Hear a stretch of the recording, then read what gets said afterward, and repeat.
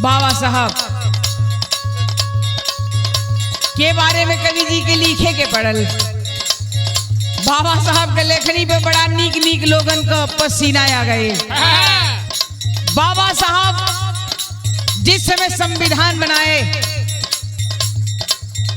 उस समय ना जात देखे ना मजहब, ना अपना देखे ना पराया देखे। आज के जमाना में केहू एक कट्ठा जमीन खरीदा था तो सोचा था हमारी बेटी बेटा के होखे, बाकी दूसरे के ना होखे। लेकिन देखे बाबा साहब अपने कलम की लेखनी से, अपने दिमाग की लेखनी से करते क्या हैं, उनकी लेखनी से हुआ क्या है। कहना है बाबा भीमराव जी का लिखल संविधानवा गजब बाड़े।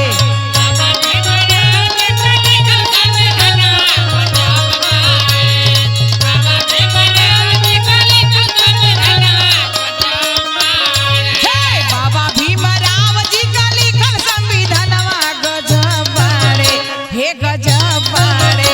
बाबा हिंद का रतनवा गजब बाड़े, बाबा हिंद का रतनवा गजब बाड़े।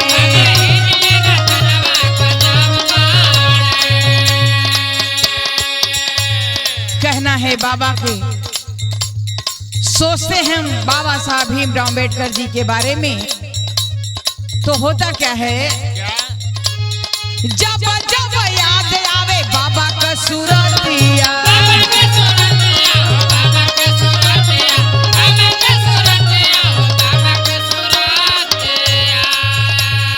बिसरेला दिन नहीं बिसरेला रातिया।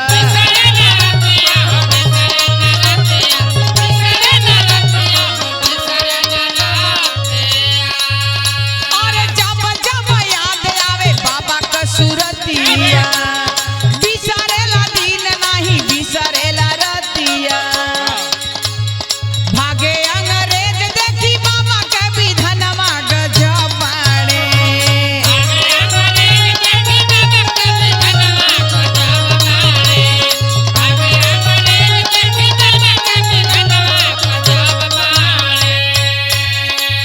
हे भागे अंग्रेज देखी बाबा के विधनवा गजब बाड़े, हे गजब बाड़े। बाबा हिंद का रतनवा गजब बाड़े, बाबा हिंद के रतनवा गजब बाड़े।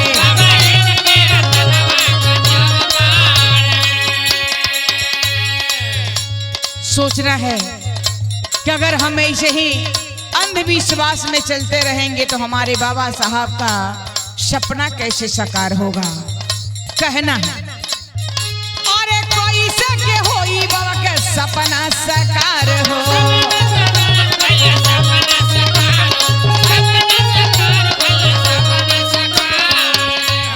मूल निवासी मिली कर विचार हो।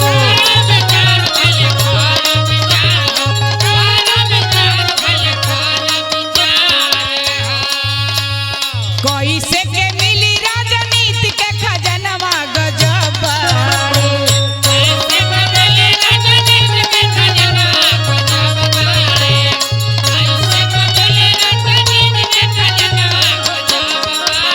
ओए कोई से के मिली राजनीति के खजनवा गजब बाड़े, हे गजब बाड़े।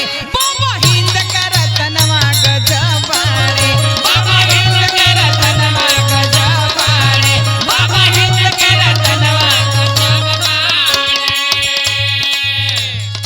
कैसे के मिली राजनीति के खजनवा गजब बाड़े।